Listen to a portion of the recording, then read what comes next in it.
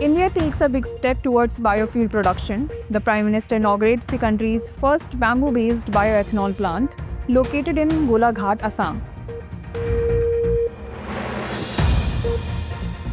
Historic step for koala conservation. Australia approves the world's first vaccine against chlamydia, a sexually transmitted bacteria infection, chlamydia.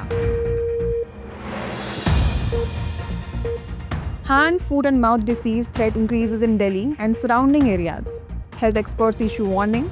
Children under 5 years old are at higher risk.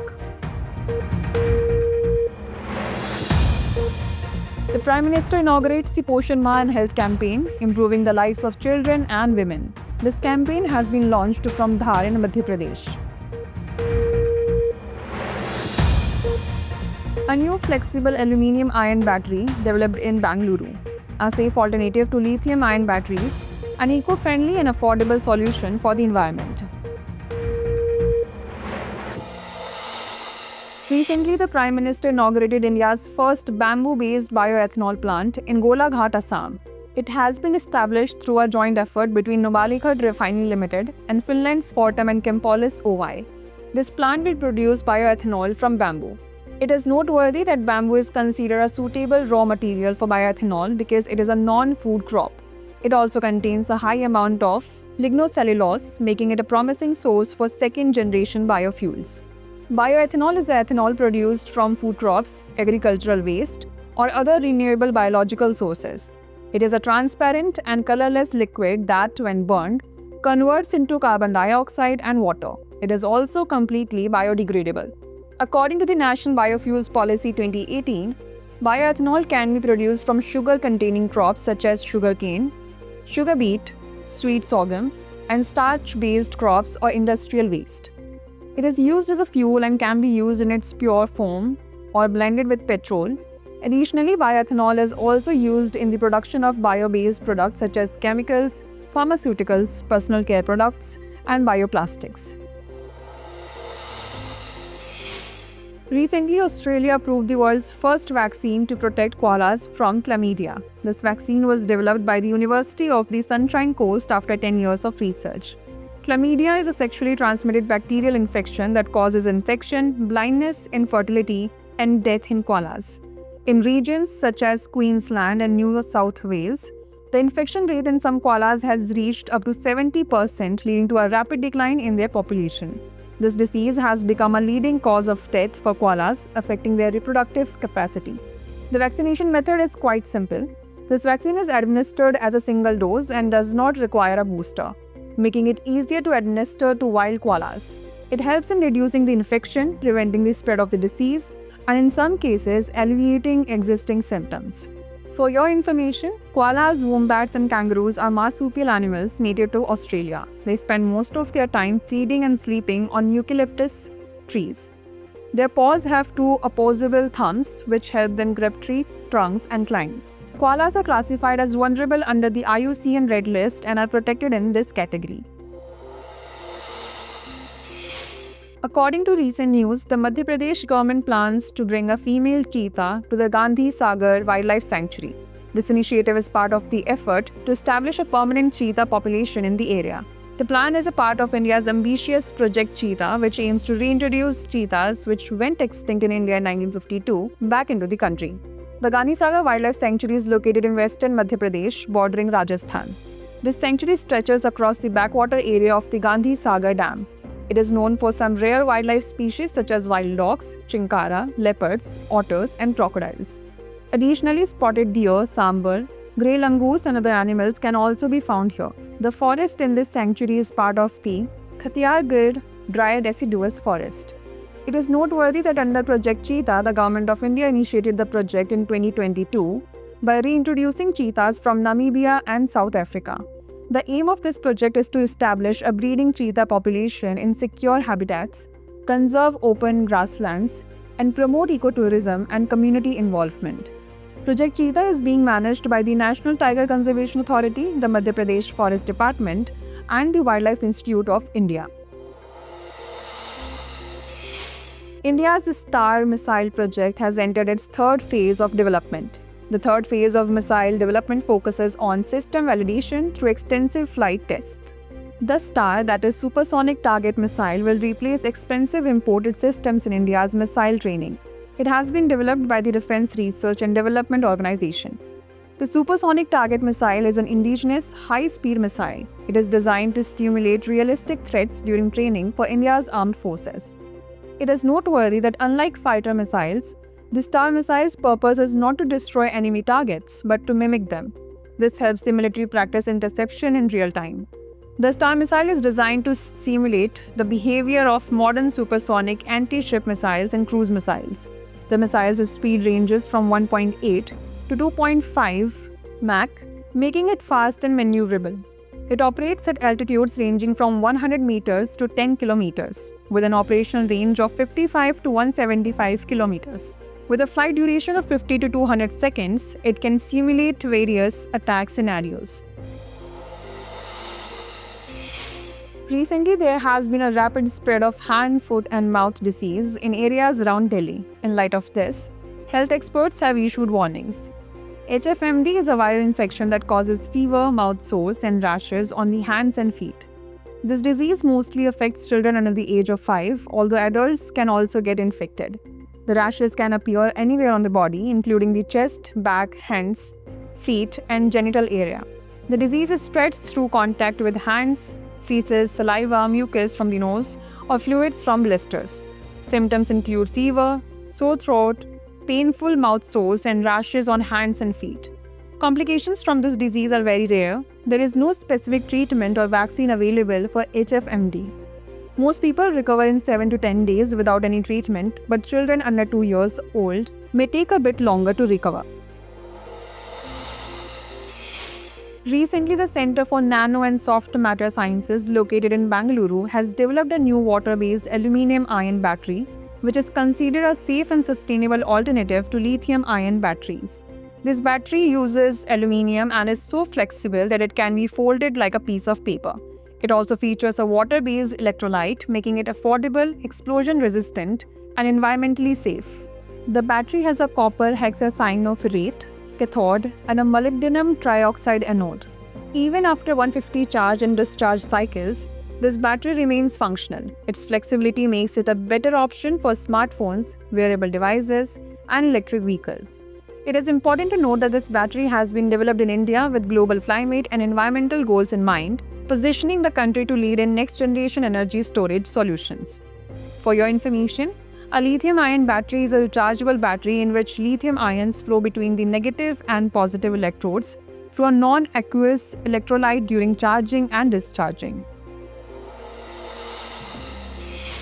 Recently, India has been granted a license to explore valuable metals in the Carlsberg Ridge section of the Indian Ocean. The Indian government has signed a contract with the International Seabed Authority for this. This is the world's first license granted for the exploration of polymetallic sulfur nodules in the Carlsberg Ridge. Polymetallic sulfur nodules are rock-like structures composed of concentrated layers of iron and manganese hydroxides. The Carlsberg Ridge is an area spanning 3 lakh square kilometers located in the Indian Ocean, particularly in the Arabian Sea and the northwestern Indian Ocean. It forms the boundary between the Indian and Arabian tectonic plates, stretching from near Rodrigues Island to the Owen Fracture Zone. The average depth of the Carlsberg Ridge is between 6,000 and 12,000 feet below the sea surface. The International Seabed Authority is an autonomous international organization established under the 1982 United Nations Convention on the Law of the Sea and the 1994 Agreement relating to the implementation of Part 11th of UNCLOS. Its headquarters is located in Kingston, Jamaica. The ISA has 170 members, including 169 countries and the European Union. Recently, the Prime Minister launched the Swasth Nari Sashakt Parivar Abhiyan from Dhar district of Madhya Pradesh, along with the 8th Rashtriya Poshan Maah.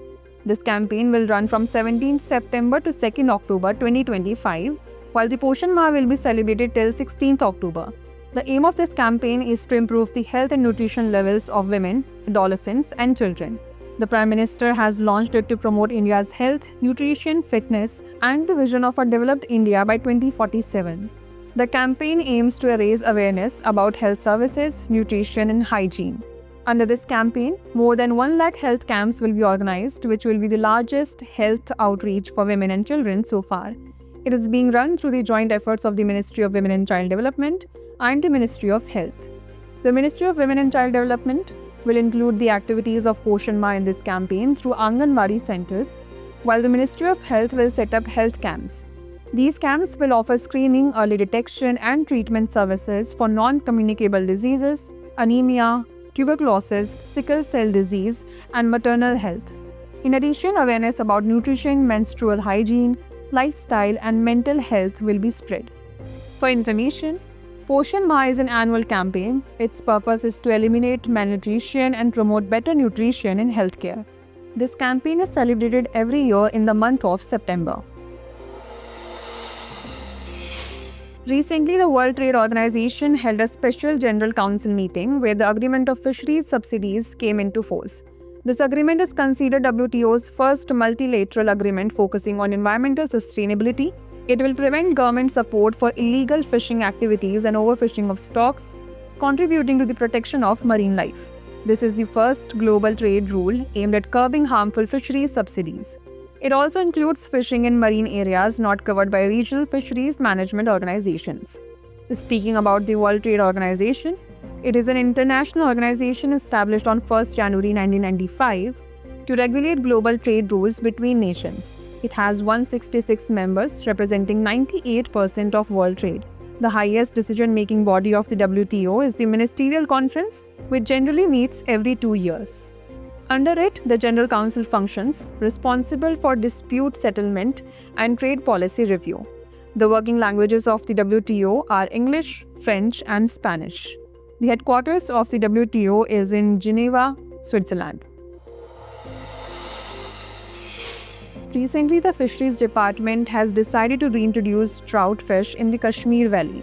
In fact, this fish had almost become extinct in the valley due to excessive hunting.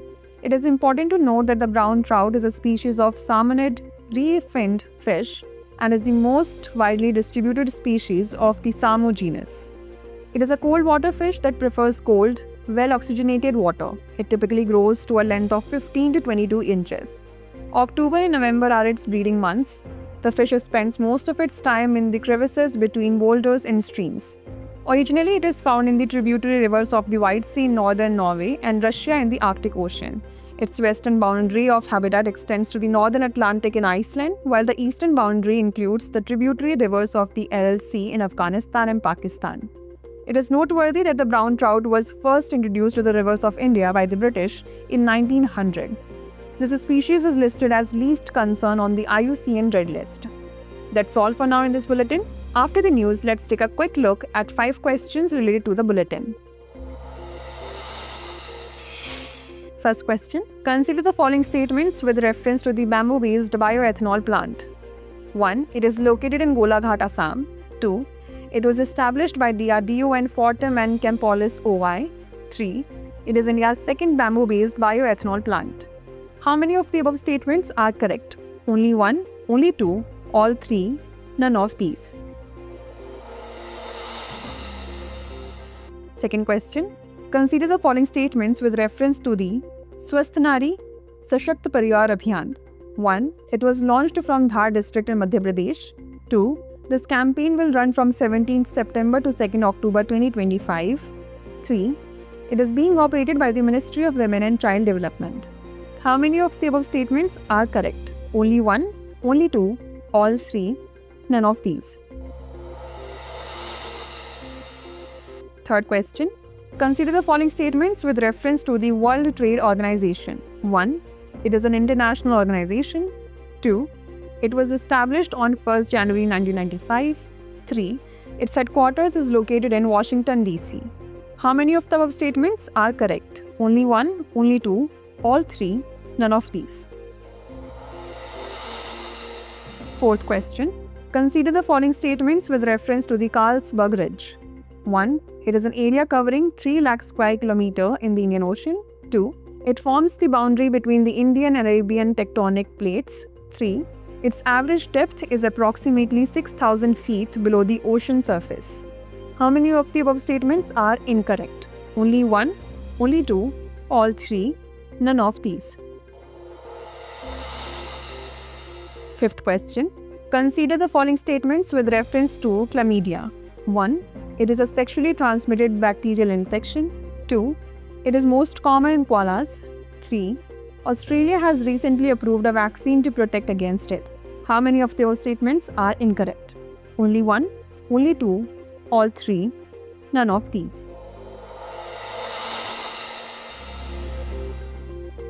But before we go, let's take a look at some small yet important news. Every year, 16th September is celebrated as World Ozone Day, dedicated to raising awareness about the crucial role of the ozone layer in protecting life on Earth. Often described as Earth's umbrella, the ozone layer acts as a protective shield blocking harmful ultraviolet radiation from the sun, thus reducing the risk of skin cancer, cataracts, and damage to ecosystems caused by UV radiation. The theme for this day in 2025 is From Science to Global Action. Recently, Prime Minister Narendra Modi launched the Gyan Bharatam mission in New Delhi and introduced a dedicated portal for it. The objective of the Gyan Bharatam mission is to preserve and document India's vast manuscript heritage. Experts were invited to present research and interpretations on the Indus Valley or Harappan script at the first Gyan Bharatam conference. India has the world's largest collection of nearly 10 million manuscripts. Digital manuscripts could create a new data bank. The global cultural and creative industries are valued at approximately $2.5 trillion.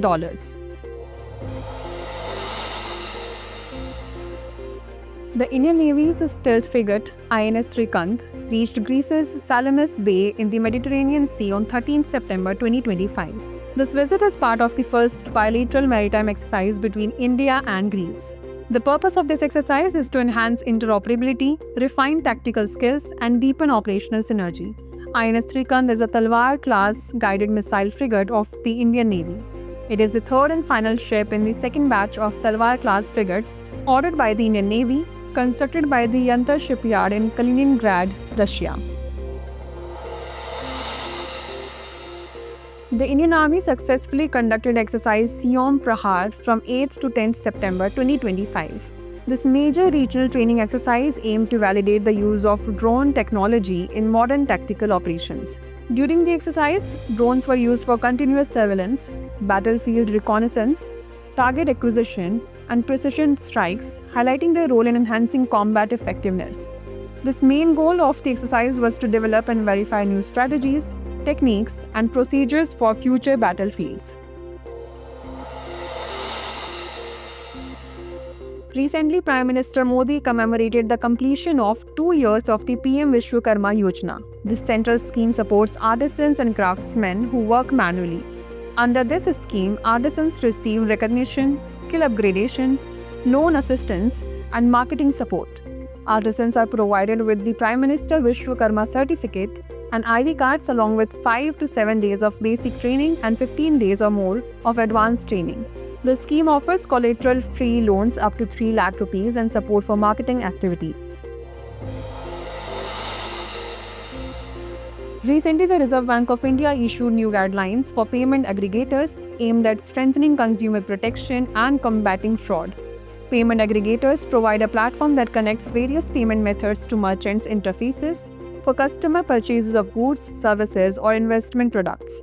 Examples of payment aggregators include Paytm, Google Pay, and PayPal. These companies are registered under the Companies Act 2013. According to the new guidelines, non-bank payment aggregators must obtain RBI approval.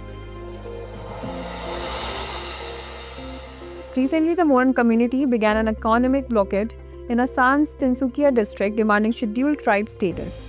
The Moran community is an indigenous tribe in Assam, considered one of the oldest tribal groups in the region. This community is also known for leading the Moamoria rebellion against the Ahom kingdom in the 18th century.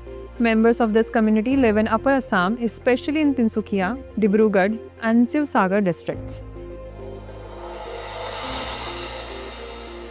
Recently, Prime Minister Modi paid tribute to Sir Mokshagundam Visvesvaraya on his birth anniversary, celebrated as Engineers' Day across the country. Born on 15 September 1861, Visvesvaraya is regarded as one of India's greatest engineers whose pioneering work revolutionized infrastructure development. He served as the Diwan of Mysore and as the president of the All India Manufacturers Organization. He was awarded the Bharat Ratna in 1955. He is remembered as the Vishwakarma of modern India. That's all in today's program. See you in the next episode. Thanks for watching. That's all for now in this bulletin. Don't forget to like, share and subscribe to Drishti IAS English and Hindi YouTube channels.